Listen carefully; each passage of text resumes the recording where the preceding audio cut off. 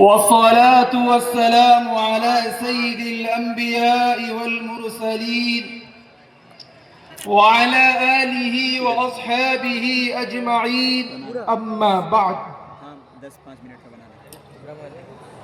خوش تو ہیں ہم بھی جوانوں کی ترقی سے مگر خوش تو ہیں ہم بھی جوانوں کی ترقی سے مگر لب خندہ سے نکل جاتی ہے فریاد بھی ساتھ ہم سمجھتے تھے کہ لائے گی فراغت تعلیم ہم سمجھتے تھے کہ لائے گی فراغت تعلیم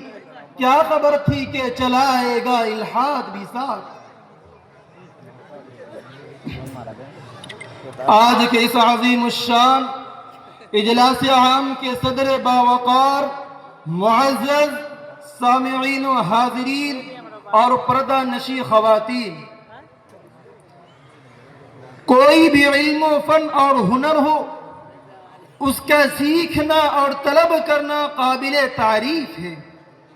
خواہ وہ دینی علوم ہو یا دنیاوی علوم سائنسی علوم ہو یا ٹیکنالوجی علوم کوئی بھی علم ہو تمام علوم فی نفسی مستحسن اور لائق حصول ہیں ہاں اگر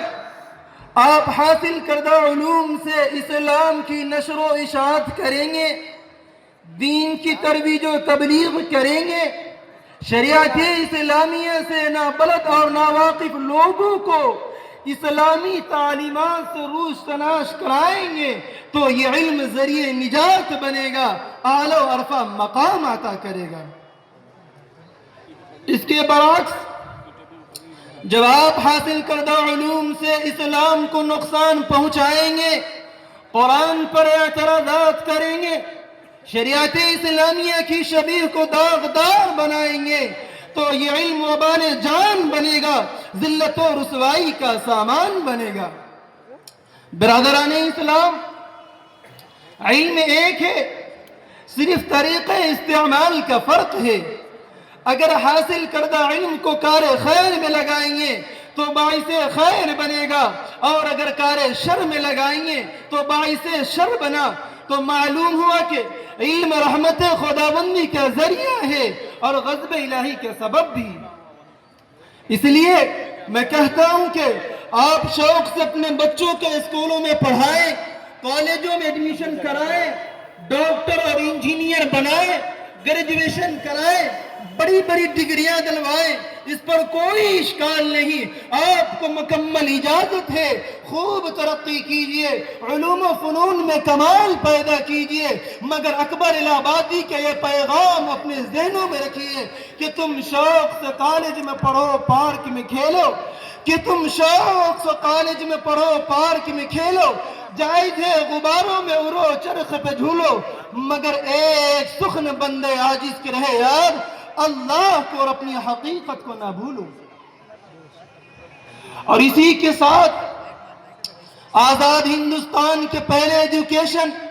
منسٹر مولانا ابوالکلام آزاد کا وہ خطبہ بھی یاد رکھے جو انہوں نے 13 دسمبر سن 1920 کو مہاتما گاندھی کی صدارت میں منعقد ہونے والی کانفرنس میں انگریزی تعلیم کی ڈگریاں لے کر کلر کا لارڈ سینا کی نوکری کا خواب دیکھنے والے سے خطاب کرتے ہوئے فرمایا تھا کہ ہندوستان میں سرکاری تعلیم نے جو نقصانات ہماری قوم کو پہنچایا ہے ان میں سب سے بڑا نقصان یہ ہے کہ تحصیل علم کا مقصد اعلیٰ ہماری نظروں سے محجوب ہو گیا ہے علم خدا کی ایک پاک امانت ہے اور اس کو صرف اس لیے ڈھونڈنا چاہیے کہ وہ علم ہے لیکن سرکاری یونیورسٹیوں نے ہمیں ایک دوسری راہ بتلائی ہے اس لیے ہم ملت کے نوجوانوں شریعت محمدی کے پاسبانوں اگر آپ علم کو خدا کی ایک پاک امانت سمجھتے ہیں تو علوم جدیدہ سے پہلے اسلامی علوم حاصل کریں کیمسٹری کامرس انجینئرنگ اور لا کالج میں ایڈمیشن کرانے سے پہلے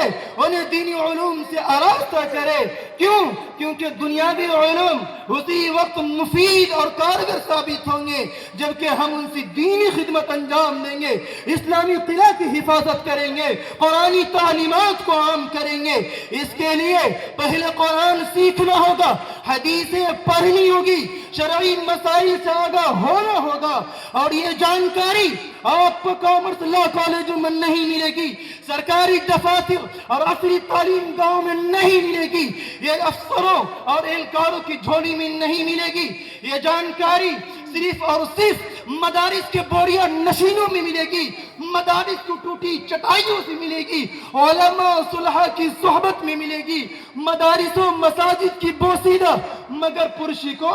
اور باراب چہار دیواری بھی ملے گی۔ لہذا ضروری ہے کہ آپ عصری تعلیم گاہوں سے پہلے دینی مکاتب اور مدارس کی طرف متوجہ ہو، کیونکہ ان مدارس میں صرف علم ہی نہیں بلکہ تربیت بھی کی جاتی ہے، ادب بھی سکھایا جاتا ہے، سنت و شریعت کی معرفت، والدین کی اطاعت بھی کرائی جاتی ہے، بڑوں کی عزت، بیماروں کی عیادت، غریبوں کی حمایت، کمزوروں کی اعانت، معذوروں کی خدمت اور انسانیت کا احترام بھی بتایا جاتا ہے۔ برادران اسلام، وہ علم جو انسان کو مسجد ملائکہ بناتا ہے، وہ علم جو انسان کو فرشتوں سے افضل اور بہتر بناتا ہے، وہ علم جو عفت و پاک دامنی کی تلقین کرتا ہے، بے حیائی اور بے پردگی کو ختم کرتا ہے، حق گوئیوں راست بازی کی دعوت دیتا ہے، دروغ گوئی اور کس بیانی کی مذمت کرتا ہے، آخرت کی ابدیوں سرمدی کامیابی کی ضمانت دیتا ہے، وہ علم جو اسلامی تہذیب سے آراستہ کرتا ہے، دینی رخ اور اسلامی مزاج دیتا ہے، وہ علم علم دین ہے جس کا حاصل کرنا تمام امت مسلمہ پر فرض ہے۔ طلب العلم فریضۃ علی کل مسلم۔